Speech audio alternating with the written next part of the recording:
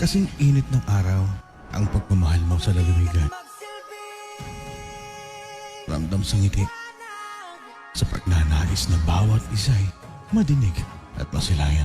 May puso kang marunong makinig sa hikbi at pagod ng bayang iniibig. At sa tindi ng init at pagsubok, may lilom na handang umalalay.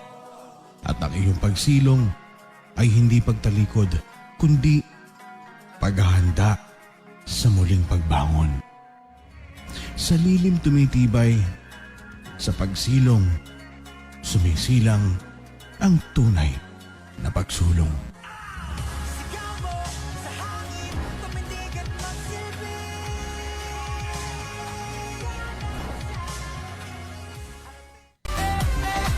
Sa bawat kanto, may galaw na ramdam. Bawat hakbang niya, may serbisyong handang ihandog sa bayan. Simple lang ang lakad, pero todo ang gawa. Tsinelas migop, simbolo ng tunay na pagsaserbisyo sa masa. Kaliwa, kanan, sabay-sabay tayo.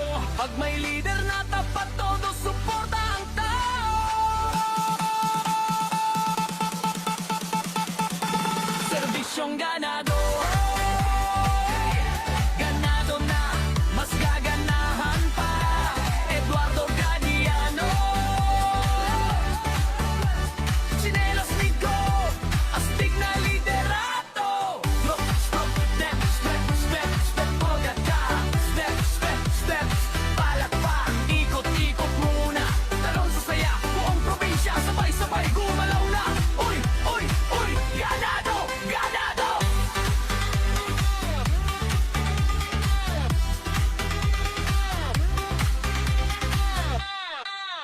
Sa bundok at dagat, tuloy ang saya.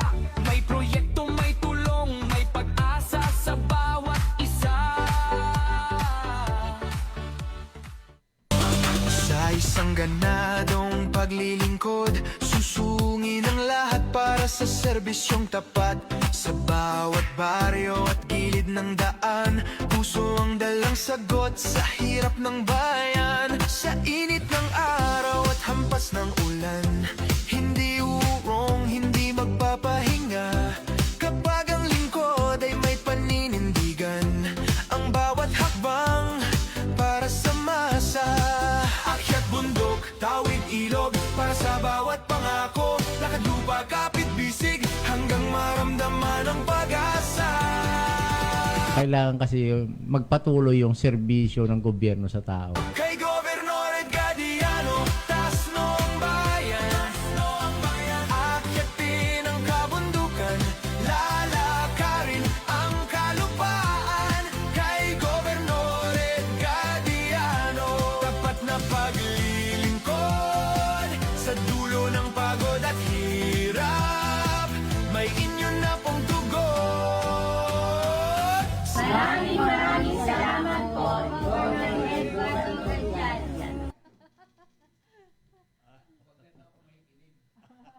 Magandang tanghali sa inyong dalawa, Ate Helen at Kay Parts.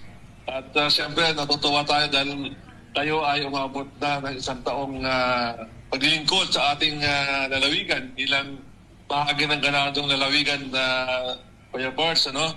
At totoo naman talaga ang inyong presensya sa pagpapalaganap ng mga balita sa ating lalawigan ay talagang makabuluhan dahil napapaabot ninyo ang lahat ng mga ginampanan ng ating masipag, ganadong Governor Eduardo Pigadiano sa kanyang ginagawa para sa ating lalawigan. Kaya dahil sa inyo, nalalaman ng ating mga kababayan mula sa kabayanan hanggang sa kanayunan ay napapakinggan ang lahat ng mga programa na ginagawa ng ating pong punong lalawigan, Governor Gadiano.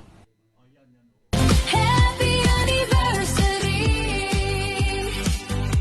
ganadong lalawigan. Isang taon na tayo naglilingkod, kasama tuwing katanghayan ng ating programang ganado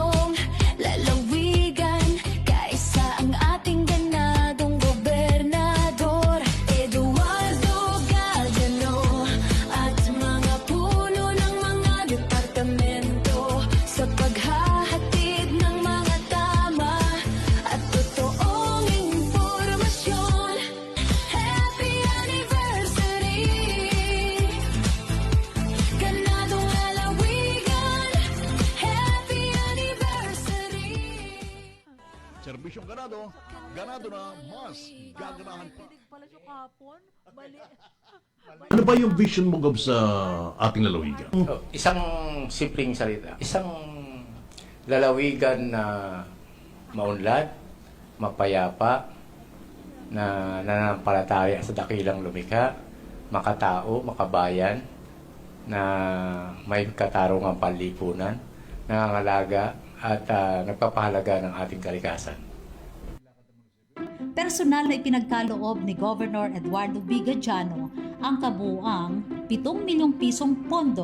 Ito ay para sa mga proyektong pangkaunlaran ng 7 barangay sa mga bayan ng Sablayan at Kalintaan sa ilalim ng Seal of Good Local Governance for Barangay Incentive Funds. Ang pondong ito ay gagamitin para sa paglalagay ng solar streetlights, pagkukonkreto ng mga access roads at pagtatayo ng mga solar dryers, mga proyektong magpapalakas sa infrastruktura, kabuhayan at pag-unlad ng mga komunidad. Kabilang sa mga benepisyaryo ang mga barangay ng Puypoy sa bayan ng Kalintaan, General Emilio Aguinaldo, Malisbong, Paitan, San Francisco, Santa Lucia at Barangay Tagumpay sa bayan ng Sablayan. Patunay ito ng patuloy na suporta ng pamahalaang pandalawigan ng Occidental Mindoro sa mga barangay upang maisakatuparan ang mga proyektong may pangmatagalang pakinabang para sa bawat Mindoreño. Sa pamumuno ni Governor Eduardo Vigadiano, tuloy-tuloy ang pagkilos para sa mas maunlad, mas patatag at mas progresibong Occidental Mindoro. Mula sa pamahalaang panlalawigan ng Occidental Mindoro, sumasa inyo ang programang magsisilbing daluyan ng mga impormasyon na dapat ninyong malaman. Ganadong Lalawigan! Ganadong Lalawigan! Ganadong Lalawigan! Programang maglalapit sa pamahalaan at mamamayan. Ganadong Lalawigan, magbibigay ng napapanahon at mahalagang mga balita, paglilinaw sa mga kasalukuyang usapin. Ganadong Lalawigan, update sa mga programa at proyekto ng pamahalaang panlalawigan at pagsagot sa inyong mga katanungan mula Lunes hanggang Biyernes, alas 11 ng umaga hanggang alas 12 ng masarap na pananghalian. Ganadong Lalawigan! Ganadong Lalawigan! Hatid sa inyo ni Governor Eduardo Vigadiano. Ganado na, mas gaganahan pa! Makakasama ninyo ang mga pinagkakatiwalaang lingkod bayan, Helen Pilaro de Guzman at Fernie Dato. Ganadong Lalawigan! Ganadong Lalawigan! Ganadong Lalawigan! Ayun at magsama-sama sa lalawigang pinagpala. May pagkakaisa't damayan, ganado sa kaunlaran. Mga ngiti walang kapantay sa bawat araw at buhay. Ganadong lalawigan, ganadong lalawigan. May pagkakaisa't damayan, ganado sa kaunlaran. Mga ngiti walang kapantay sa bawat araw at buhay. Ganadong lalawigan, ganadong lalawigan, ganadong lalawigan.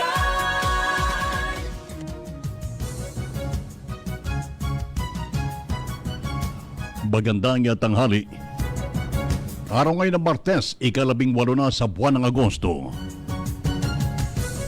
Mula sa pamahalang panlalawigan ng Occidental Mindoro, sumasa niyong kalipunan ng mga balita. Ganadong Lalawigang Balita. Magandang tanghali po. Narito ang kalipunan ng ating mga balita. Tumatanggap ngayong buwan ng Agosto ang Provincial Government of Occidental Mindoro ng renewal application para sa mga kasalukuyang benepisyaryo ng PGO Scholarship Program. Ayon kay Johnson Igilion, Youth Development Assistant, ang renewal ay para sa mga scholars na nakatanggap ng scholarship assistance sa nakaraang payout at nais ipagpatuloy ang kanilang pag-aaral sa ilalim pa rin ng nasabing programa. Mahigit 1,100 at 75 kabataan ang nabigyan na ng pagkakataong maging bahagi ng scholarship program noong nakaraang taon. Kabilang dito ang mga mag-aaral sa high school, senior high school at college. Nilinaw naman ni Igilion na wala munang bagong scholars na tatanggapin ngayong buwan ng Agosto. Para sa mga bagong aplikante naman, nakatakdang buksan ang submission ng aplikasyon sa buong buwan ng Setyembre. Upang maiwasan ang pagsisikip sa tanggapan, hinati sa bawat linggo ng pagtanggap ng renewal application. Unang itinakda ang bayan ng San Jose, sinundan ng bayan ng Magsaysay sa ikalawang linggo, Rizal sa ikatlong linggo at Kalintaan sa huling linggo ng buwan ng Agosto. Para sa renewal, kailangan dalhin ng scholars ang letter of intent na naka-address kay Governor Eduardo Gajano, PSA document, barangay clearance, original barangay indigency certificate, certificate of registration, at certificate of grades, kasama na rin ang school ID. Hinihikayat ang mga scholars na kompletuhin ang kanilang mga dokumento bago magtungo sa tanggapan ng PYDO upang maging maayos ang proseso ng renewal. Mag-aral lamang po ng mabuti para kahit papaano ma-maintain po natin itong scholarship program. Kasi ang lagi namang pong sinasabi ng governor, dapat makapagtapos ng pag-aaral yung mga bata at magtuloy-tuloy sila sa kanilang pag-aaral. Lalawigang balita.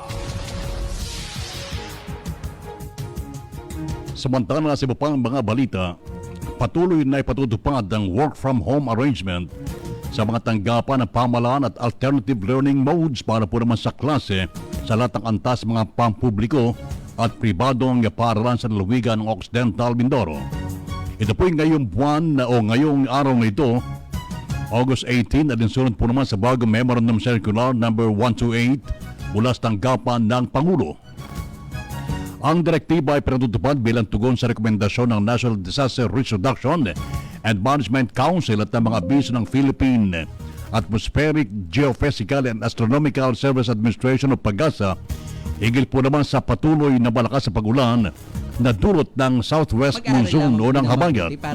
Ang mga ahensyang nangasiwa sa basic at health services, disaster preparedness and response at iba pang vital services ay kinakailangan magpatuloy sa kanilang operasyon at magbigay ng mga kinakailangan serbisyo sa publiko. Pinapalalahanan ng lahat na manatiling alerto, patuloy na sumusubaybay sa mga opisyal na abiso ng pamahalaan at higit na unahin ang kaligtasan ng bawat isa habang nagpapatuloy ang masamang panahon. Lalawigang balita. Samantala, sa iba pa nating mga balita, isa na namang mahalagang hakbang ang naisakatuparan sa ilalim ng pamumuno ni Governor Eduardo Gajano. Ito'y para sa patuloy na pagpapabuti ng infrastruktura at pagpapalakas ng sektor ng agrikultura sa Occidental Mindoro. Personal na dumalo si Governor Ed kasama sina Engineer Romel Fineza at Engineer Franklin Angel ng Provincial Engineering Office sa ceremonial signing ng No Objection Letter 1 sa ilalim ng Department of Agriculture, Philippine Rural Development Project na ginanap sa DA Central Office sa Diliman, Quezon City.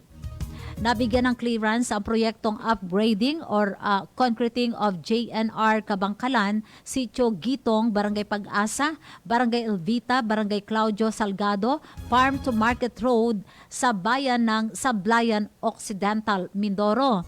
Ito mga kaibigan ay may halagang 202 million pesos and 284,000 pesos.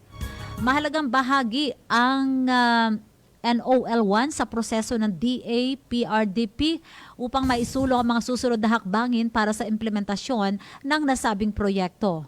Sa pamamagitan ng patuloy na pakikipagtulungan ng pamahalaang panlalawigan sa ahensya ng pambansang pamahalaan, isinusulong ni Governor Ed ang proyektong magpapadali sa pagbiyahe ng mga produktong pang-agrikultural, magpapalakas sa kabuhayan ng mga magsasaka at magbibigay ng mas maayos na koneksyon sa mga komunidad. Lalawigang balita. Samantala sa iba pang mga balita, Muli namang pinakita ng pamalang panlalawigan ng Occidental Mindoro sa panguna ni Governor Eduardo Bigadiano ang agarang pagtugon sa mga nangangailangan ng mga lokal na pamalaan sa lalawigan. Ito ay matapos tugunan ang kahilingan ng lokal na pamalaan ng Paluan para sa panambak at pag-asaos ng lugar na nagsisilbing daanan ng mga residente. Sa pamagitan ng agarang aksyon na tanggapan ng Provincial Governor sa katuparan ng kinakailangang pag-asaayos upang maging mas maayos, ligtas at mas madaling madaanan ang nasabing lugar. Samantala, nagpaabot naman taus-pusong pasalamat ang lokal na pamalaan ng Paluan sa panguna ni Punong Bayan Michael Adobo Diaz kay Governor Ed sa mabilis na pagtugon at patuloy na pakiisa sa mga programa at pangailangan ng bawat bayan sa ating lalawigan. Lalawigang balita. Nagpapatuloy tayo sa iba pang mga balita. Nanawagan si Vice Mayor Mark Villaluna Galsim ng LGU Santa Cruz. Ito ay sa mga kinaukulang ahensya at national government offices para sa agarang aksyon sa kritikal na kondisyon ngayon ng road dike sa Barangay Alacaak. Ayon sa Vice Alcalde, tinatayang nasa 6 na metro na lamang ang natitirang bahagi ng road dike na nagsisilbing pangunahing depensa laban sa pagbaha sa Pagbahan River. Kapag tuluyang nasira o bumigay ang naturang istruktura, posibleng umabot ang tubig sa ilog sa mga mabababang bahagi ng bayan ng Santa Cruz, lalo na sa panahon ng malakas at tuloy-tuloy na pag-ulan. Tinatayang nasa 1,000 hektarya ng rice land ang maaaring maapektuhan sakaling magkaroon ng pagbaha na maaaring magdulot ng malaking pinsala sa agrikultura at kabuhayan ng mga magsasaka. Hinihiling ng LGU Santa Cruz, mga opisyal ng barangay at mga residente ang agarang atensyon at kaukulang intervention mula sa DPWH, National Irrigation Administration at iba pang concerned national government agencies para mapatatag ang road dike at maiwasan ang posibleng malawakang pagbaha. Lalawigang balita. Samantala sa ating panghuling balita, isnagawa naman sa Tamaro Hall ng Provincial Capitol Main Building ang sashing and oath-taking ceremony para po naman sa mga junior officials 2026 ng Occidental Mindoro. Personal na pinangunahan ni Vice Governor Diana Pigo Tayag ang seremonya kasama sa SK Provincial Federation President Honorable Aina Batigados, Provincial Administrator Muriel Ruginding na kumatawan kay Governor Eduardo Bigadiano at Provincial Youth Development Officer Rexel Toscano. Sa seremonya, formal na inilagay ang sash at pinanumpa ang mga bagong junior officials na magsisilbing kinatawan ng kabataan sa lalawigan. Binigyan din tanggapan ng Vice-Gobernador ang patuloy nitong suporta sa mga programa at inisyatibang naglalay mapaunlad ng kakayahan at pamumuno ng mga kabataan sa Occidental Mindoro. Samantala, inaasama ay kabahagi ang mga junior officials sa mga gawaing magsusulong sa kapakanan at interes ng kabataan bilang bahagi ng pagdiriwang ng Linggo ng Kabataan 2026. Lalawigang balita. Mga kaibigan, sa inyo pong ating mga balita ngayong Martes ng tanghali. Ako po yung nakasama, Ferdy Data. At ako po naman si Helen Pilaro de Guzman. Magbabalik po ang ating programang Ganadong Lalawigan.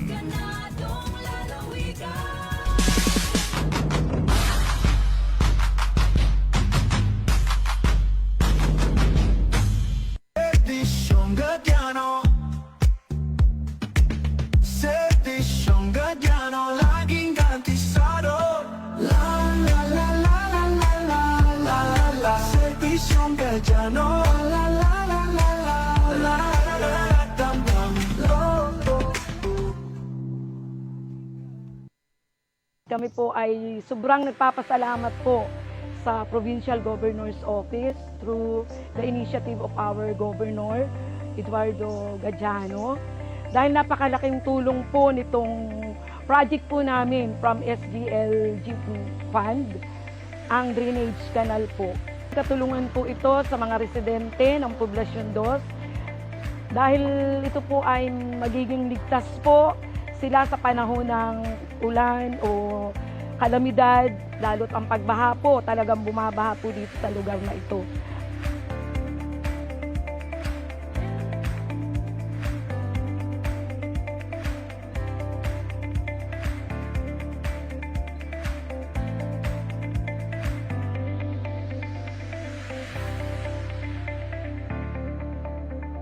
Mahalaga na yung community yung nagdidesisyon kung saan nyo ilalagay yung pondo. Anong proyekto yung dapat gawin. Kasi poverty reduction din po siya.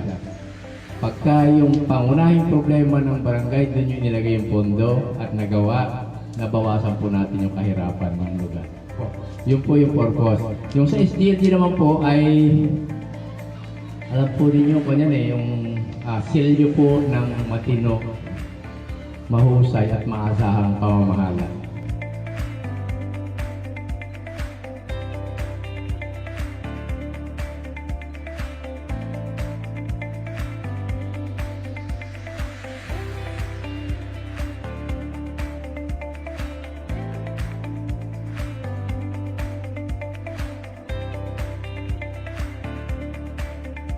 Magandang araw po sa inyong lahat. Ngayong araw po na ito ay nagkaroon ng turnover ceremony ang ating project na Release Canal. Nagkakahalaga po ng 1 million. Ito po ay galing para sa SGLG award po ng ating Barangay Poblasyon 2. Kaya sa ating bumbutihing Governor, Eduardo Gadiano, maraming salamat po sa inyo at pagpalain na po sana kayo ng ating may kapal. Walang maiiwan sa iisang mithiin. Ang bawat pangarap sabay-sabay na aabutin. Halina't sumama sa paglalakbay ng tsinelas ni Kobe. Sama-sama sa iisang layunin. Serbisyong ganado nais na iparating sa inyo. Ang tsinelas ni Kobe. Tsinelas ni Kobe. Bukas palad na pagtulong sa inyo'y ihahatid. Halina't sama-sama, tara na't pakinggan. Balitang sigurado para sa buong lalawigan. Magandang tanghali. Kailangan kasi magpatuloy yung serbisyo ng gobyerno sa tao. Daluyan ng impormasyon. Programa at proyekto ng pamahalaang panlalawigan. Dito mo lang malalaman. Ganadong lalawigan. Serbisyong ganado, ganado na mas gaganahan pa. Backbone ng economy natin ay agriculture at saka turismo. Boses ng Mindoreño. Kasama sina Verde at Teleng. Ganadong lalawigan. Serbisyong ganado, ganado. Kami po ay nagpapasalamat sa inyo, si Governor Gadiano po. Serbisyong ganado na, mas gaganahan pa. Magsama-sama sa lalawigang pinagpala. Magandang maulang Martes ng tanghali ngayon, Helen. Yes, but please, choose to be happy pa rin kahit na medyo hindi maganda ang ating panahon, di ba? Pero dito sa ating noron, makikita natin na ngayon yung kaganapan sa labas kung malakas ang ulan o hindi. Napapaikutan tayo mga bintana rito. Oo nga, no, ramdam na ramdam. Tapos talagang parang ramdam na nilalamig tayo, no? Pareho tayong mga nakasuot ng jacket. Dapat ho talaga ngayon, paglalabas kayo ng bahay, paalaala po na magdala ng payong, magsuot ng mga pananggalang sa ulan. Ang hirap na magkasakit. Hindi kahiya-hiya sa isang lalaki ang nagdadala ng payong.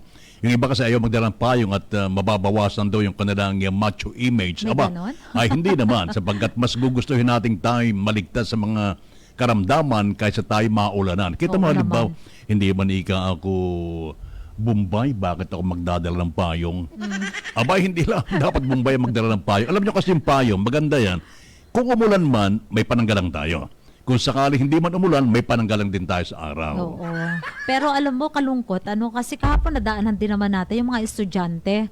Syempre, after lunch, nag-uwian. Nagpakabasa na rin sila sa ulan. Sana lang ay walang nagkasakit, no? Sana lang ay walang nagkaroon ng trangkaso. Kasi yung ganong mga nauulanan, talagang malimit ay nagkakaroon ng sipon, no? Or karamdaman kapag, lalo na kung mahina ang kanilang mga resistensya. Kaya paalaala po mula sa ating Provincial Health Office at syempre po sa ating mula sa lahat ng mga nagmamahal sa ating kalusugan, kailangan ho nating mag-ingat ngayong panahon ng tag-ulan. Wala pong bagyo? May nagtanong? Wala bang bagyo? Pero yun nga po, alam natin, ngayon ay meron pong ang epekto po na ito, epekto po ito ng habagat, no? Itong ating nararanasan ngayon na malakas na buhos ng ulan. Yan. Pero syempre pinakamaganda alamin nga natin kasi alas 11 meron pong bagong labas na weather news bulletin ang Pag-asa. Kaya alamin nga ho natin ang kasalukuyang kalalagayan ng ating panahon. Bakit ganito? Sobrang tatalas sa mga kidlat. Sobrang lalakas ng kulog. Tapos pag umulan, kahit kagabi, mararamdaman mo ang lakas talaga ng buhos ng ulan. Parang galit na galit yung tubig na bumabagsak sa ating mga bubong, di ba? So ganun po kalakas, tapos mahangin talaga, no, kahit ng paggising natin ng maagang maaga ay nakikita natin 'yan. So sa pamamagitan din po ng PIO Occidental Mindoro FB page, naka-monitor po, no, ang ating pong Provincial Government of Occidental Mindoro sa pangunguna po ni Governor Edgar Jano sa mga kasalukuyang sitwasyon. Kaya maaari po kayong mag-send ng inyo pong mga sitwasyon sa inyo pong mga lugar. Samantala, Helen, alamin natin ang kalagayan ng ating panahon, lalo higit dito sa ating lokalidad, sa ating Occidental Mindoro, sa ating bayan ng San Jose, mula po sa ating lokal na Pag-asa. Nasa ating linya si Ami Rivera ng Pag-asa. Ami, magandang tanghali sa iyo. Hello po, Papa Perge. Magandang tanghali po. Yes, kasama na si Helen. Yes, kasama si Helen natin dito, ha. Okay, Ami, kumusta yung lagay ng ating panahon ngayong oras na ito? Sa ngayon po, meron tayong dalawang low pressure area na binabantayan po ang Pag-asa. Yung isa nga po ay nasa loob na ng Philippine Area of Responsibility. Kanina pong alas 3 ng madaling araw. Okay. Ito po ay namataan sa layong 1,115 kilometers silangan po ng Northern Luzon. Itong nasabing low pressure area po na ito ay mataas yung chance na maging bagyo sa loob po ng 24 hours. At kung sakali po itong maging bagyo, within 24 hours, ito po ay papangalanan nating bagyong Neneng. Okay. Ito po ay pang-14 na po ito na bagyo at pangatlo po ngayong August. Okay, itong si Neneng ay... Yes, sir. Itong si Neneng ipapasok within 24 hours. So, ito hanggang bukas ito? Apo. Okay, nakikita-kita nyo ba na ito maglalandfall? Sa ngayon po, hindi pa po nakikitaan ng paglalandfall. Yung medyo mataas po siya So hindi siya, sa ngayon po, wala pa siyang direktang epekto sa amang bahagi ng ating kalupaan. Ngunit alam naman po natin, pag mayroong mga gantong parating na bagyo, yung ating, lalo na po ngayong panahon ng habagat, so yun po yung nangyayari, lumalakas yung ating habagat dahil po sa mga low pressure area or bagyo na dumarating po sa atin. So yung isang yung isang low pressure area po, nasa labas po ng ating PAR. So kaninang alas 3 ng umaga po, nasa layong 295 west-northwest po ng Lawag City. So nasa labas nga po siya ng PAR. May katamtaman po yung chance na maging bagyo, pero maliit po yung chance na pumasok. Hindi na po inaasahan na papasok pa ng ating PAR. So patuloy po itong lalayo na sa ating landmass. So ang ating weather system po natin na talaga nakaka-apekto sa atin, itong tinatawag nga po natin na habagat. So kaya po nakakaranas tayo ng tuloy-tuloy na malakas na pag-ulan, yun po yung tinatawag natin na monsoon rain. So dobling pag-iingat po, lalo na matagal na po tayong inuulan, so marami ng lugar po, lalo na yung nasa mga low-lying areas na talaga naman pong binabaha na. So doble ingat po sa ating mga kababayan. May dala talaga siyang malakas sa buhos ng ulan, ano? Malakas yung niya. Oo, at Yun po yung, yung ano. oo, yung hangin niya, anong masasabi natin? Yung nakikita natin? Opo, panghabagat po kasi pag yung monsoon rain, may dala rin po yan na masungit na hangin po talaga. So, dobling ingat po. Talaga sa ating ano. Ang sungit talaga. Sa bagong sikat. Yes, alam mo kahit na walang bagyo dahil malakas si habagat, may nagpapalabas ng pag-asa ng gale warning? Sa ngayon po, walang pinalabas na gale warning. Wala pa po tayong gale warning. Pero napakadelikado po. Ang alam ko po, nag-cancel na rin ang biyahe sa Abra kasi po malalaki na rin yung alon. Okay, Kahit na wala pa pong taas na yes. gale warning. Bukas baka sakali pumasok. Kung sana, wag na pumasok. Sana matunaw na. Itong si Neneng. Pero ano yung mararanasang panahon natin simula ngayon hanggang bukas? Makakaranas pa rin po tayo ng malalakas na bugso na ulan, lalo na po sa gabi hanggang madaling araw. Hanggang Thursday po, makakaranas tayo ng malalakas na ulan. By Friday po, mababawasan na ng kaunti, pero still po, may mga lugar pa rin talaga na makakaranas ng malakas na pagbugso ng ulan. Lalo na po sa northern part, sa Sablayan hanggang Abra. Kaya dobling ingat po talaga. Makinig sa mga payo ng mga DRR. Yes. So yung ating naranasan ng mga nakalipas na araw hanggang kagabi hanggang kanina, ito'y patuloy pa rin mararanasan natin ngayon. Yes po, hanggang Thursday po. Nako. Malilesen lang sa kaunti po by Friday. So by weekends. Oo. Anong rainfall tayo ngayon? Anong Warning. Warning.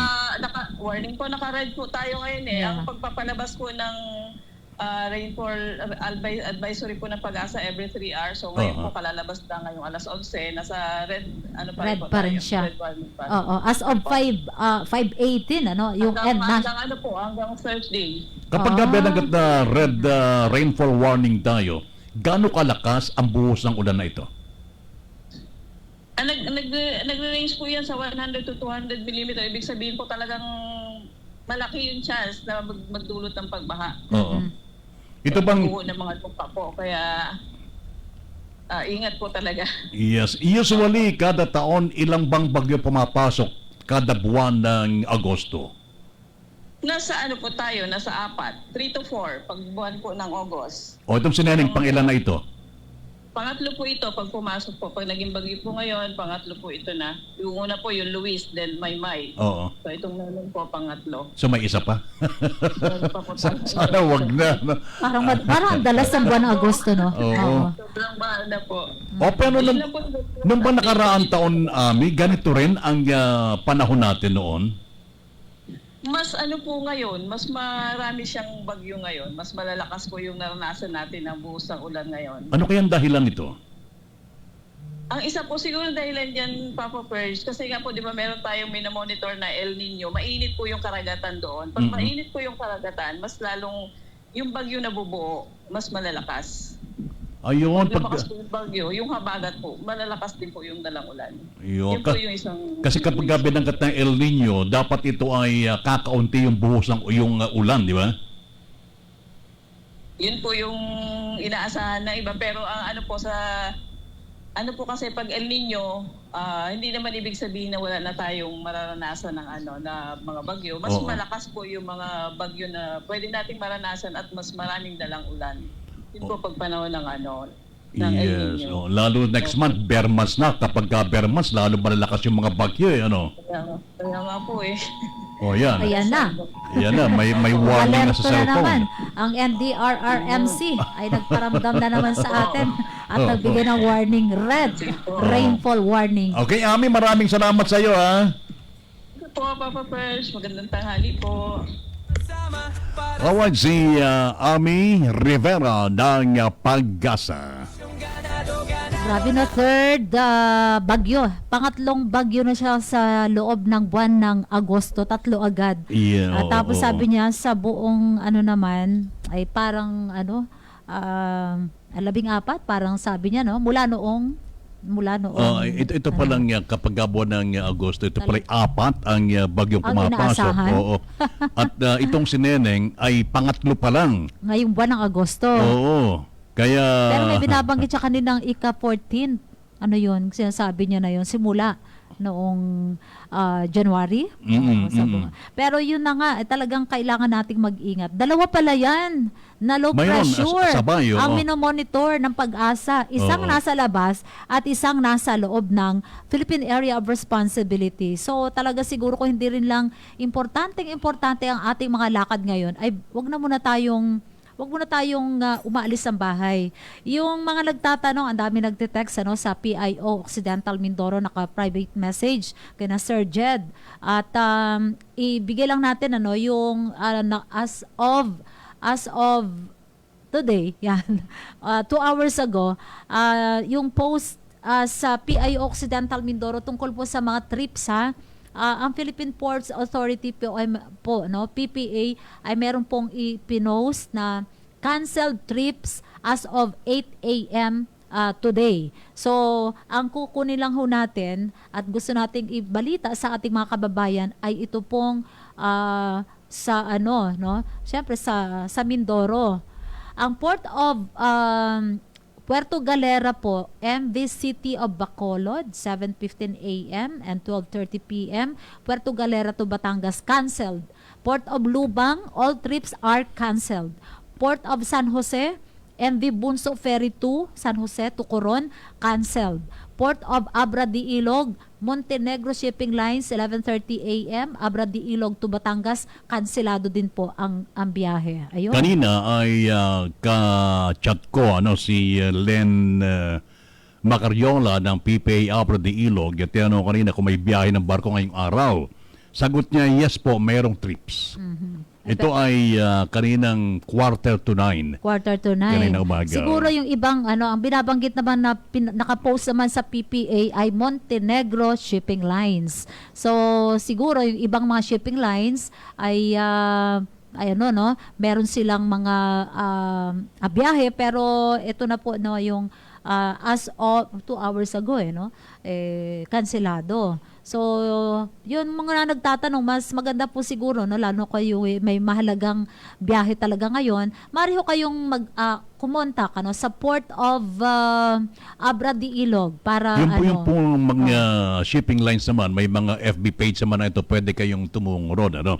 Samantala, shoutout po muna ma'am, Sir Makiling family, Magbanwa family, Jacinto family, from Sitio Malabnig, Rumbang Rizal, from Romeo J. Makiling. At sabi naman ni Salim Nidoy, shout out sa Dalang Magkano. Ano ito?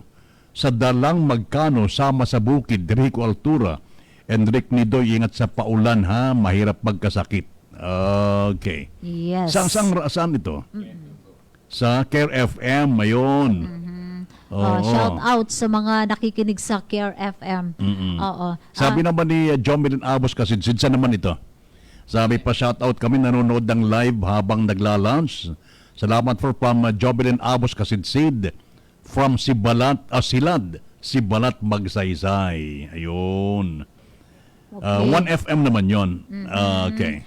Siyempre sa lahat po ng mga nanonood din ngayon, sa ating PIO Occidental Mindoro Facebook page. Oy, good morning. Shout out naman daw sa ating Mrs. Grand International Jonavet Velante.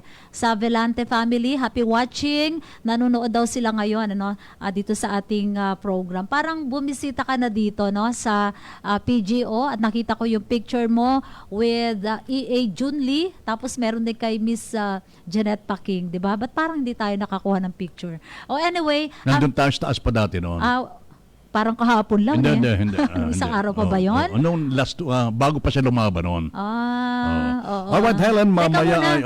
Sige. Bigyan din natin yung pagkakataon sa panawagan din po ng PIO Occidental Mindoro para talagang makarating po sa ating Provincial Government of Occidental Mindoro dahil talagang tayo po ay inaalaala ni Governor Ed sa mga kalalagayan sa bawat lugar dito sa Occidental Mindoro ay kayo po ay in-encourage na magpadala ng inyong mga video or mga pictures tungkol sa kalalagayan sa inyong barangay. No? Maaari ho kayong mag-post o magpadala ng larawan at video sa PIO Facebook page para makatulong po sa mas mabilis na pagkalap at pagbabahagi ng impormasyon tungkol sa sitwasyon sa iba't ibang bahagi ng lalawigan. Sige po, at maraming salamat sa inyong pagtitiwala.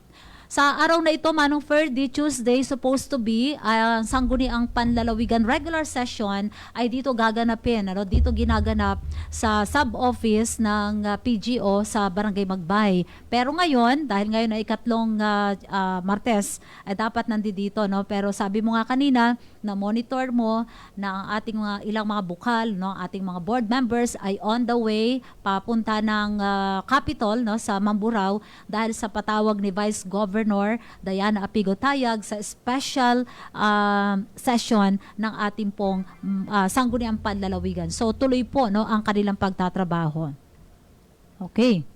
Okay, samantala, dahil po sa sama ng panahon na ating naranasan ay talagang naparaming lugar ang nakaranas ng pagbaha dito sa atin sa lalawigan. Nandiyan po yung kani-kanin lamang o hanggang sa kasalukuyan ay baha po dyan sa bahagi ng Santa Cruz. Nandiyan po yung sa Sitio Basaran, dyan sa Barahan, sa Sitio Kalibun-Libunan, dyan po naman sa Pinagturilan. Ganon din sa Pola, na inaasahang tataas pa raw yung tubig. Itong Pola, yan yung pamosong lugar, no? Ito yung lugar dating talagang binabaha, nung lalo na hindi pa ito konkreto. Pero ito'y pinakongkreto at ito'y tumaas na Kaya lang, kahit ito'y mataas na, dahil sa bugso, talagang pagkaraming bugso ng ulan galing sa kabundukan, ay natabunan na rin yung kalsada at naging tubig na rin ito. Passable pa ba? At inaasahan tataas pa raw ito Siguro sa mga light vehicles, baka hindi na pasado ito. Lalo na doon po sa may Banok-Balok, Claudio Salgado, sa may Elvita sa Blayan. Kanina nga, nandiyan po tayo sa Barangay Pag-asa, dyan po sa Balbar Street. At nakita po natin doon yung sitwasyon ng ating mga kabayan dyan, na nasa mga tabing dagat. At nung nakalipas na linggo, kasama ang PEPO ay kasama si Governor Ed. Binisita nila yung nasira na anong tawag dito, flood control diyan po sa anong lugar ito? Monteclaro, diyan po sa may papuntang Batasan, na kung saan ay nakita actual mismo ni Gov yung pong nasira, yung pag-rechannel. Nagkaroon ng rechanneling na yung ilog at nandyan din ang hepe ng PEPO, itong Provincial Equipment Pool Office ng ating Samarica area na si Engineer Kenneth Fragosa. At tamang-tama siya nandito naman sa ating himpilan ngayon, Helen. Alamin natin kung ano ba yung sitwasyon dyan po sa Monteclaro, dyan po sa rechanneling ng mga nagre-rechannel na ilog. Engineer Kenneth, magandang tanghali po sa inyo. Ay, magandang tanghali po. Salamat kayo yung nakapunta po rito sa ating himpilan. Pero alam po natin, kayo po yung nanggaling mismo kaninang umaga sa Monteclaro. Yes po, kagaling lang po namin sa Monteclaro kasi during po kapag gantong nabagyo, kasi ang rechanneling po, siyempre i-check po namin kung ano na po yung update. So kanina po na pagpunta po namin, medyo okay na po kasi nasa 50% na po yung nahari na po yung tubig na pumapasok po puntang bayan po ng Monteclaro. So kausap ko nga po si Kapitan, so napakalaking tulong nga po na nangyari kasi kung hindi po talaga pong bayan po ng Monteclaro ang maapektuhan talaga kung hindi po natin na-actionan kagad. Barangay ng Monteclaro? Barangay po ng Monteclaro. Yung Monteclaro, Kapitan Bermudez po. Yung Monteclaro, siya yung unang madadaanan kung galing ka ng San Jose o Batasan? Batasan po muna. Batasan muna. Then Monteclaro po. Ito yung Monteclaro, ito yung malapit sa Batuili? Yan na po, opo. Ito na mismo. Ito yung may ilog mismo ng Batuili? Yun na po, opo. Yun ang mismo? At nadoon din yung Danlog. Di ba sakop niya ang Danlog, yung eskwelahan ng Batuili. ating mga katutubo sa may Batuili. Yun na yun. Okay. Ito ay binisita ni Governor Ed, kasama ka noong nakaraang linggo. Ba't binisita ito ni Gov Ed? Kasi po, pag po mga ganyan, personal po dapat talagang na-check yan. Kasi hindi po tayo basta-basta gagalaw. Kasi po, ang pagre-rechannel po ay malaki pong trabaho. Kasi hindi lang po natin titingnan kung alin po yung naapektuhan. Siyempre po, pag po tayo nag-divert ng tubig, alamin po natin kung saan natin dadalhin yung tubig. Habang sinasalang-alang po natin yung mga maapektuhan, yung magsasaka, komunidad. So, medyo mahirap po. Kung saan dadalhin, Kung saan po dadalhin. Tsaka kung pag-aaralan talaga. Opo, kung ano pong equipment ang kailangan nating dalhin doon. Bakit kinakailan yung rechanneling? Syempre po, yung kasi po tinutumbok na po niya yung daan. Mababaw na yung ilog? Hindi po. Yung tubig po ay tumutumbok na po siya papuntang komunidad po ng ng Monte Claro. Bakit? Di ba may ilog naman talaga dyan? May daanan ng ilog dati. Opo. Ano po yan, Sir Perdy? Kasi syempre, nagiging siltation po yan okay. Dapat i-dredge ang ilog talaga. po, kung silted na po, syempre, tumataas po ang Yung buhangin lupa. po, yung lupa. So, syempre, hindi po natin makokontrol ang daloy ng tubig kung saan siya pupunta. So, kailangan po talaga, kung nangyari po doon, kesa po, inaano niya na po yung daan, so kailangan natin po i-divert. Kinakain na yung lupa. Kinakain na. Ang naging problema naman po, tuloy-tuloy pa rin po ang pag-ulan. So hanggang ngayon po, hindi pa rin po... So hindi kayo makagalaw hanggat na may ulan? Ngayon po hindi, kasi kailangan natin pong isaalang-alang din yung safety ng ating mga driver-operator. Siyempre habang nagtatrabaho, kailangan po safe pa rin po sila. Teka muna, kasi rechanneling yung ginagawa natin dyan. Paki-explain mo ngayon, Engineer Kenneth, pag sinabi natin rechanneling, anong ginagawa? Ano ang nangyayari? Sa rechanneling po, magda-divert po tayo ng tubig. Halimbawa po, iibahin ang daluyan. Yung daloy po ng tubig, dadalhin po natin sa tamang dinadaluyan niya. Para po hindi natumbukin yung mismong masisira niya yung mga. Kasi po ang masisira po doon yung daan tsaka yung mga ang nakita ko po yung mga bukirin po, mga taniman. Maapektado yung Opo, mga... kasi po pag hindi natin napigilan yun, yung madami po maapektuhan. Gano'ng kalayo yung ilog na yon doon sa mga taniman? Malapit lang po kasi nandun na po siya nare-rekta na po talaga siya mismo. Kumbaga po nakakabkab na yung lupa? Opo, nakakabkab na po. Ngayon naman po, hindi natin po pwedeng bilisan na i-divert kagad kasi baka naman po pag dinivert natin na pasobra, baka naman ibang bahay naman po ang maapektuhan. So anong gagawin ninyo ngayon? Ngayon po, ang dyan, unti-unti lang po. Kailangan po kasi alam din po natin at pinag-aaralan yung daloy ng ilog. Siyempre po, kailangan magtanong-tanong din po tayo, kumbaga i-assess po ng maigi para po malaman natin kung ayos na ba. Kaya po kami, ngayon, nagche-check pa rin po kami sa ilog para makita namin kung may pagbabago po ba, may nangyari.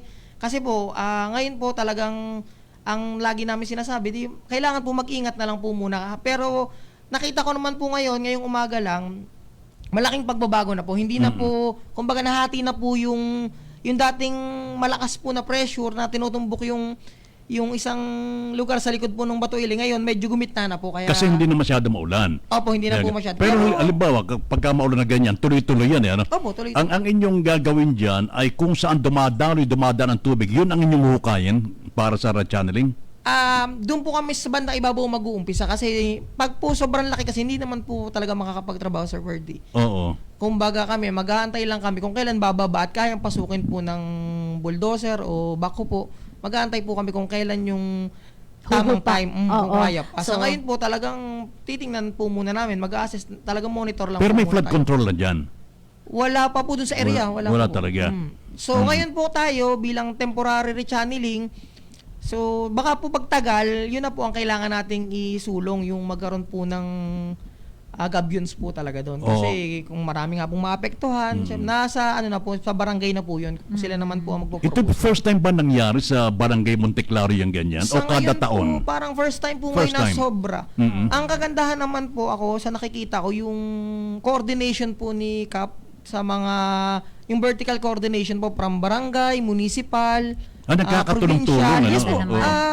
Sa totoo po, ngayon, ang nandun po, munisipyo po, probinsya, tsaka DPWH.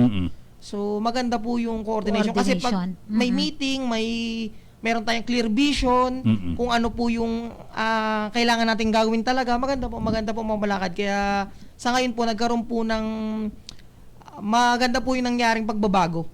So, ano yung atas ni Gov sa'yo? Ang atas po talaga noon, talaga pong close monitoring kami at kailangan po madaliin. Kaya po yan talagang pinuntahan po niya personal. Kami po, marami po, mga engineering, kung lahat po ng agency na representative nagpunta po doon pa kung ano po yung kailangan naming maitulong. Okay, sabi ni Abante Bagong Kalintaan. Yan. Kilala ko ito Sinamantala, dalan din dito ka. Sabi niya, good morning, Bok Ferdi. Kinakamusta ng Sitio Gutad, 2 kay Engineer Kenneth ang request nila through Kagawad Bong Apolinario if kailan nila susunod ang rechanneling rechanneling ng din, Lumitaw oo. River na tapat ng Sitio-Gutad, sir. Bakit po rechannel ang nangyayari ngayon? Kasi po yung sa ilog talaga hindi natin makontrol po yung siyempre kalikasan na po yung ano natin diyan, hindi naman po natin makokontrol Correct, yung correct, kalaban. So yung kay So, anong sagot mo rito? yung kay Kagawad Bong, na-inspect na po namin yan nung una ni Engineer Rod, yung Engineer Code na isa. So yan po, kami po sa PEPO, nakapagpasa na po kami ng program of works sa PEO. So na ano na po yan, na nagkaroon na po ng update, hinihintay lang po namin. So kami po ngayon, yung equipment, yun na naging problema po namin. Hindi po katulad na nangyari po sa barangay sa Monteclaro po. Sikap po mismo ang nakakakuha ng from highways, from munisipyo. Kami po ang maibibigay lang po sana namin sa kanya nung una pa po.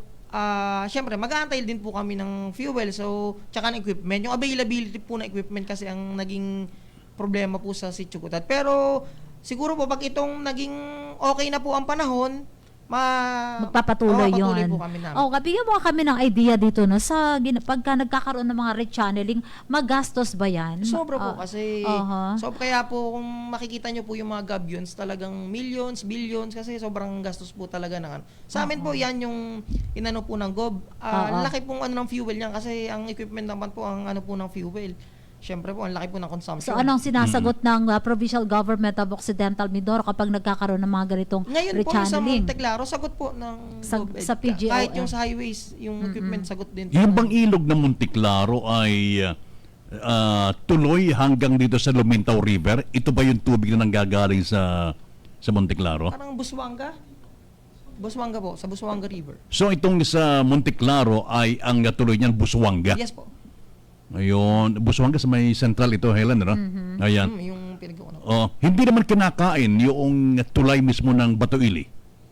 Hindi naman po kasi Yun ang pagkakinaan, lalo malaking problema yan. ayun tulay pa po. Oo. Hindi naman kinakain yun. Hindi naman po kasi ang naging problem po tayo, yung likod po ng Batuili, doon po napunta yung Saan banda doon from tulay, saan banda doon yung i-rechannel ninyo? po, sa gitna mismo. Sa gitna po pag po nasa gitna kayo ng tulay, may gitna po doon po kami nagre-channel. Para po, kasi naging silted na nga po yung area doon. So Hinuhukay ninyo ito? Opo, hinuhukay at dinadivert po. Dito po dinadala ang tubig para po, kumbaga po, para lumihis po yung tubig. Nagagawan nyo ng kanal? Opo, parang ganon. Okay. Nililipat po, i-divert po yung daloy ng tubig. Okay, yung equipment, saan nakalagay yun? Dito mismo sa ilog? Opo, bali dito po kami sa sa ilog, sa taas po. Paano kung halimbawang lumakas? Opo, ngayon po, ang for safety nga po, pinalipat ko po sa barangay yung ibang equipment. Ang laki pala na Kasi nagagawa. baka po magkaroon, lalo pa lumakas, hindi po natin makontrol, baka pati equipment po ang Pero ngayon lang natin na-realize kung gaano talaga nagagamit itong mga equipment ng ating probinsya, no? Biruin mo, ginagastosan na lang yung tawag dito, yung crudo na ginagamit yan at sinasagot siya ng provincial government, no? Kailan nagiging parang pag tinitingnan namin sa mga kwento mo, parang Engineer Kenneth, yung rechannelling ay parang mas marami namang mga positibong nito, no? Parang ang dami niyang advantage. Kailan ba ito nagiging negative? Siguro po ang possible na maging problema kasi pag nag-rechannel kasi po, halimbawa, nag-divert po tayo. Kasi ang titingnan po natin yung pagdadalan din po ng tubig. So, ngayon po, paano ko po kung may maapektuhan pang ibang lugar sa pagdadalan po natin ng tubig? Kasi hindi naman po basta-basta tayo dapat mag-rechannel Kasi dapat po inaalam talaga. Ngayon po, kung na-evaluate na-evaluate So, nag-a-assess, nag-evaluate ang PEPO. Yes po, kasama po namin ang engineering. Yung kami, through experience na din po, mga kasama mga engineering. Sa inyo ay equipment? Yeah, equipment po. Equipment sa inyo. Pero yung pag-evaluate, pag-assess, pinag-uusapan nyo yan. Sa PEO na yun. Oo. Kung ano yung gagawin sa pag-aaral ng PEO, assessment. Sa inyo naman ay equipment. Okay. Ngayon dito sa inyong palagay, sa buong Occidental Mindoro, hindi lang sa Marica area, talagang kinakailangan talaga na i-dredge na yung ating kailugan, yung ating ilog. Opo. Kailangan na talaga. Kailangan kasi makikita naman po natin na silted na yung mga ilog po sa buong Mindoro.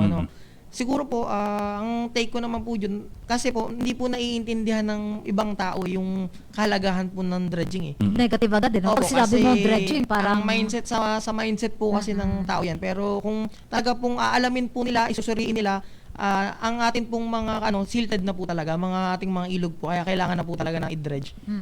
So makakaalam dito kung ano yung pag-aaral na gagawin ay PEO. Yes po. Yes. Ngayon, sa inyo ay yung availability ng mga equipment. Kumusta ito ngayon, ang availability? Ang availability, okay naman po kasi kumbaga po kami naman standby. Tulad po pag may bagay na dyan po kami, hindi po kumbaga po sa disaster response kailangan active po lagi ang PEPO.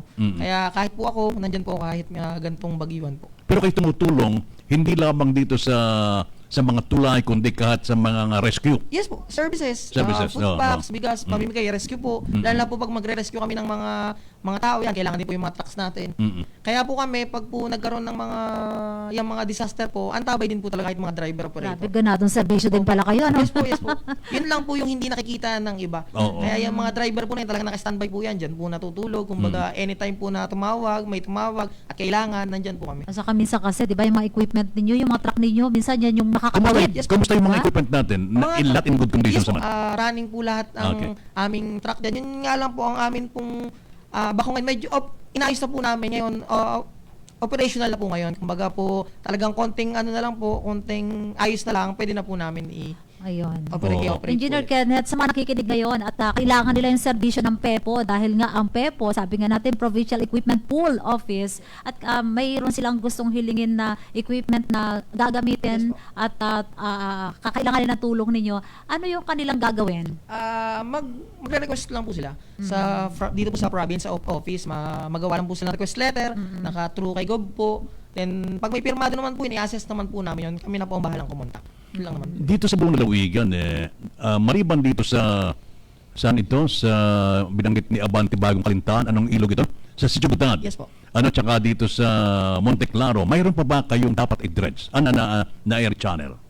Sa ngayon po, syempre kami nag-aabang po kami ng mga request kung alin po yung may problema. Yun lang po yung kailangan namin bigyan. Kasi may mga munisipyo naman po na So kung hindi po talaga kaya ng municipal, nandyan po ang provincial. Kaya po kami lagi nakasis kami sa mga municipal. Kumbaga po, ngayon, yan lang po yung mga request ng Monte Claro, yan sa Sitio-Gutad. Yan naman po, may pauna po yan sa Sitio-Gutad. Availability na lang po ng equipment ang hinatay namin. So, nagkataon lang po na inabot tayo ng bagyo. Siyempre, mag-aantay lang po talaga tayo kung kailan po mag-ooperate ulit. So, itong sa Sitio-Gutad, yung tinatong kailan susunod, sa availability ng Yes equipment? po. Tsaka, siyempre po, yung availability po ng equipment. Oo. Yun lang po ang inaantay natin. Kompleto naman tayo ng equipment? Kompleto naman po. Yun lang, syempre po, minsan hindi natin inaasahan, may nagkakaroon po ng problema. Hindi naman po natin masasabi na laging available na equipment, hindi na po nasisiraan. Kumbaga po, syempre, Sir Ferdy, minsan nagkakaroon po ng problema Yun lang po ang kailangan. Kaya kami po talagang hanggat maaari, lagi pong bago namin ilabas, minimake sure po namin ayos po equipment. Kaysa po pagdating doon, nagkakaroon po ng problema, nakakaya naman po sa mga residente na nag-request. Mas abala po. Oh. Kaya Ngayon ay medyo maganda ng panahon ngayon, wala na kayo. May dumatating na mga pero sa ngayon palagay mo pag ganito na halos bugso-bugso na yung ulan, pwede na siguro ng rechanneling o hindi pa rin? Hindi pa po kasi depende, kahit po kasi hindi sa atin dito na ulan, minsan sa ilog po sa taas, minsan sa naulan bundok, po. ano? Kaya kailangan po actual makita po namin yung mismong ilog kung malakas pa po o mahina ganun. Dito sa Monte Claro, palagay mo gaano katagal bago matapos? Kalibang na simula na. Gaano katagal ginagawa yung rechanneling? Like halimbawa itong sa ilog ng Monte Claro. 2 weeks na po kami. Nasa 1 week na po. Straight ang trabaho doon. Siguro ngayon kung tuloy-tuloy pong umaraw at kaya siguro mga 1 week po kaya po yun. Basta nag-ooperate po lahat ng equipment. So pwede bang yung nahukay nyo nun, maaring natabunan na uli ito dahil sa bumaan naman? Yun po ang hindi natin alam. Pero kumbaga malalaman po natin yan pag humupa na po na ulit. Pag pwede na po tayo magtrabaho ulit. Okay. Engineer Kenneth, maraming salamat sa iyo at siguro mapapadala sa imbitasyon namin sa iyo. Dahil alam namin, hindi lamang sa rechannel ang trabaho ng PEPO. Ano pa yung trabaho ng PEPO? Services po, farm to market roads, pariga billing, yan, mga fish ponds po. Madami po. So lahat na nakikita natin na tumatakbong mga sasakyan dito ng provincial government, ito'y nasa ilalim ng PEPO. Dumadaan po sa amin lahat po ng inspections. Halimbawa po, may repair guide, dadaan po sa Provincial Equipment Office po. Halimbawa, may nagagraveling sa ibang mga barangay sa bayan, tiyak PEPO ito? Yes po, kapag po sa province. Kasi po, meron din po ang municipal May mga din po ang municipal, may mga truck din po sila. Pero pag po province, PEPO po yan. Kasi meron po tayong mga sub-offices sa Blayan, Mamburao, kami dito sa Marica. Dito Sunday din kayo, nagtatrabaho? ang mga truck, yes po, kapag po kailangan. Kayo ay team ano pa rin? Team however din pala to. Kasi ngayon, walang opisina yung dahil sa habagat. Pero kayo tuloy-tuloy pa rin. Yes po, standby po kami kasi yan naman po pin-explain ko naman po sa kanila yan. Alam na din po ng mga driver natin yan. Mabuhay ang PEPO office. Ang PEPO. Nandiyan pa ba si Fidel? Nandyan pa po. Nandyan pa Nasa rin. bakasyon lang po siya. Akala ko retired na si Fidel. Okay, unless may mga panawagan ka, Yes, Engineer Kenneth, go Kenneth, ahead. nasa iyo yung pagkakataon. Yung po nakakatuwa kasi nagkaroon po ng ganito, no? So, napapakita din natin yung mga driver operator natin kung gaano po kasisipag. Correct, Siyempre, correct. at least malaman din po ng iba. Kasi kami po, sa sipag din ng ating GOB, ng aming hepe, ng mga driver. Kaya po, sinusukli lang po namin yung trabahong pinagkaloob sa amin. At yun lang po. Tsaka mga drivers natin talagang maasahan, magagaling. Yes po. Mm. Kailangan po talaga pong galingan nila. Kailangan ganadong maglingkod din, ano? Sige, thank you so much ha, Engineer Kenneth Progosa, ang ating po nakasama. Maraming salamat po sa inyo. Thank you po, Ma'am Helen. Maraming salamat kay Engineer Kenneth Progosa ng Provincial Equipment Pool Office. Yung pala yung PEPO, Helen. Oo, sila pala yung talagang nagiging katuwang ng ating pong Governor Ed, no, sa pagpapatupad ng mga infrastructure projects natin. Minsan ating makasama naman ang PEO, Provincial Engineering Office, para naman sa mga pagtingin nila at pagtaya doon sa mga proyektong infrastruktura ng ating provincial government. Okay. Alright, Ayun. samantala, May ano eh. magandang tanghali kay GovEd. He's watching now. Parang araw-araw na si Gov. Sobrang At kay EA Jun Lee. Ayan. Of course. Oo. Yan. Yun nga, ang sinasabi nga po natin ay talagang yung tuwangan, nakita na naman natin, napakamahalaga yung may koordinasyon at may tuwangan at yung pag-unawa ng publiko na ang papel na ginagampanan lagi ng ating provincial government ay to augment, no? Lagi ho tayong matututo doon ho sa dapat kung ano man yung mga concerns, no? Dadaan ho tayo sa yung protocol, yung tinatawag ba nating magsimula muna diyan sa inyo po sa barangay. Sumbong nyo kay kapitan. Ang maganda kasi dito, And then ang maganda kasi dito, laging open anytime, kahit anong panahon ng ating provincial government. Pagka may kailangan po kayo, halimbawa, dyan nga si Engineer Kenneth, at mayroon kayong dapat na tawag ito, matambakan ng mga kalsada o kaya channel ay tumawag lamang, magpunta lamang sa inyong kapitan at pupunta rito, mag-request lamang, At dito sa tanggapan ni EA June ay malalaman niya kung ano yung mga requirements na kinakailangan kumpletuhin para sila ay makapag-request. kailangan lang talaga, no? Meron talaga dapat pag-uusap, no? Kasi kailangan nakakausap po kayo para talagang mapag-aralang mabuti, no?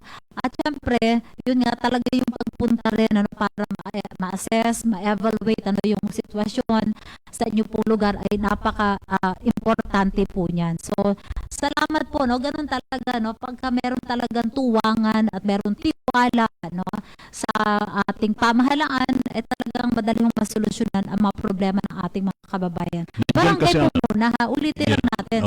Sa barangay po muna, no, ninyo ipaalam at sumbong ang sitwasyon sa inyong lugar. Tapos, ayan po ay ipaparating kung hindi ho makayanan ng barangay, ipaparating yan sa munisipyo. And then, pag hindi ho talaga makayanan din ng munisipyo, hingi din ng tulong sa ating probinsya. Yan kasi yung kapag may kailangan tayo, hindi tayo pwedeng dumiretso agad, kundi sabi nga may rechanneling. May channel ka rin dadaanan. Pati dyan may channel. Halimbawa, sa inyong barangay, kayo binabaha, may channel ang dapat gawin. Magpunta kayo sa inyong punong barangay. At yung punong barangay, kayo magre-request naman, halimbawa, sa inyong barangay, kayo ay maraming naapektuhan. Sumult po sa inyong barangay captain. Nakapirma kayo lahat para may boses. Pagkatapos yung pong kapitan ninyo, ang pagnayan na sa ating provincial government. Yun. Ganun po, ang daloy, ng pagpaparating ng inyong pong mga tulong na gustong maitulong sa inyo po. Parang katulad ngayon, di ba? Halimbawa kay Manong Ferdy, ang mga nangangailangan halimbawa ng mga bigas o kaya yung mga food packs. Si barangay po, kasi meron ditong sitwasyon na ating nausisa, dumiretso dito sa PSWDO at humingi ng tulong at humingi ng bigas. So tinignan naman ng PSWDO kung nandun doon ang listahan na binigay. Yung pangalan nung lumapit dito, tinignan ko ando doon yung pangalan niya, wala. So, ibig sabihin, hindi siya dumaan ng barangay. Siya dumiretso dito at para humingi ng tulong. Although, ina-entertain naman, pero mas magiging madali po ang pagbibigay sa inyo ng tulong kung ito po ay narekomenda ng inyong And pong speaking of barangay. bigas, Helen, ay pinapasalamatan natin ating provincial government sapagkat tuloy-tuloy itong rice distribution na ginagawa. Alam mo ba na so far ay mayroon na 44,450 families ang nabiyayaan na ng rice distribution. Ilan? 44,450. Saan? Sa buong lalawigan. Ito, alam Abra de Ilog, may 3,474. Sa Kalintaan ay mag-isimula sa Kalintaan siguro by ngayong linggong yata ito. At tinatarget nila ay 2,765 families. Sa Magsaysay, 4,150, natapos na yung Rizal, Helen, na nabiyayaan dyan ay 3,947 families. Sa San Jose ay may schedule na rin, at tinataya pinakamalaki, Helen, ito na 11,508 ang mabibigyan. Kaya kapag may nag-survey sa atin, huwag po nating pagtaguan. Sabihin natin po yung katotohanan sapagkat dito po ibabase through CBMS. Yes. Yung pong nabibigyan ng bigas sa tulad ng 15 kilos. Pag may panawagan ang barangay, si Kapitan na nawagan sa inyo na mag-report ng damages or ano yung naging sitwasyon sa inyong barangay, dapat po mag-report talaga tayo sa barangay para may isama tayo doon po sa mga nararapat, talagang priority na bibigyan po ng ng mga ayuda o mga tulong, lalo na yung pagdating dyan sa mga tinatawag nating pamamahagi ng bigas. Yes, kasi may mga nagpupunta kasi na mag-survey sa mga bahay-bahay. Minsan ay sa kanila mga ganon. Kaya medyo nagyayabang-yabang, ilang ba yung inyong sweldo tinatanggap? Ay naku, malaki tinatanggap namin, mga ganon ba? O kaya, alam na may mag-survey, iiwanan yung bahay, walang tao. Doon po ibinabase, doon sa survey na yan, yung pong mga taong mabibigyan ng bigas sa 15 kilos sa ating rice distribution. Kaya kapag kami ganyan, sabi nga ng provincial government through OPA, ay kapag kami magsosurvey, magbigay ng tamang datos. Magbigay ng tamang datos. Huwag yung pagtataguan. Diyan kasi nakabase yung pagpaplano, yung mga programa ng ating gobyerno para talagang malaman kung sino ang talagang mga mapapaabutan ng mga pero hindi kasama dyan ang 4Ps. Hindi kasama rito. Linawin lang natin itong pamamahagi ng mga bigas. Yung binabanggit mo kanina, bawa 44,000 families. Ibig sabihin po niyan 44,000 packs, na ang isang pack, ang pagkakaalam natin, 15 kilos ang ibinibigay. So, ibig sabihin, pagka binanggit mo sa akin na dito sa isang bayan na ito, ay merong naipamahagi sa para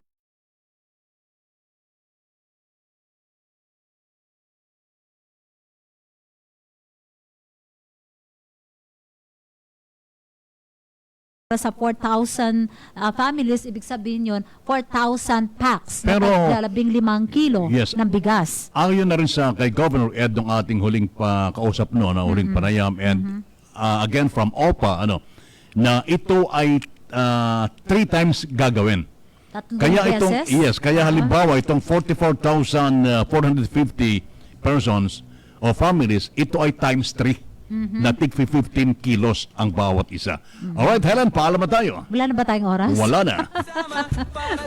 Parang nabitin tayo doon, ano? Sino ba yung mga, parang kanina ang dami nagme-message sa atin. Oo, yan. Ay, sir, good morning, ano, kay Sir Arnulfo Villanueva. Sir, nagtatanong siya, ano bang sitwasyon ng palengke natin? Kasi parang nababalita nga, ano, na ang Labangan ay unti-unti, no, na babaha. Pero, wala po tayo, sir, ano no, data. Yung, ang medyo mahirap lang kasi, ito araw-araw dinadaanan ko kasi ito dyan sa palengke. Yung papalabas. Papalabas. Papalabas doon sa kabila, ay doon medyo mahirap kasi unang-una, hindi naman sementado yan. Nagiging malubak at May lumalabas. tubig ba? Yes. At yung lubak ay lalong lumalaki kasi hindi konkreto yung daan ng papalabas. Ako naman, ang na-witness ko, syempre ito lang yung kukwento ko, dumadaan ako dito sa may Bukid Zone, Labangan, papunta ng San Jose District Hospital. Kanina, nakita natin na talagang may portion dyan sa Bukid Zone, Labangan, na talagang malulubog yung lubog tong paa mo, yung buong paa. Ano bang tawag dito? Yung halos lubog yung bukong-bukong. So, ibig sabihin, ganun ko nakikita, yung sitwasyon kanina. So parang mabilis siyang bumabaha pero din naman nagsusubside. Wag lang talaga magtuloy-tuloy anong busang ulan. So kumusta ba kayo? Nakikita mo diyan nakikita mo umuulan ba? Hindi na. Yun. Alright, samantala palagay ko naputol na tayo sa bang station, Helen. Pero shout out muna sa Security Force, ayan, kay Lady Guard Infante, Security Guard Fernandez, Laguisma, Asuncion Cerdeña at kay Lady Guard Makiling at kay Team Leader Jojo Guarin. Okay, parang Helen. Okay. Salamat po sa inyong ginawang pakikinig at panunood sa pamamagitan ng PIO Online Radio or PIO Occidental Mindoro Facebook page. Sa ngalan po ni Governor Eduardo B. Gajano at ng lahat po ng mga department heads ng Provincial Government of Occidental Mindoro. Siyempre sa pangunguna po ng PIO head natin, si Sir Jed Manuel.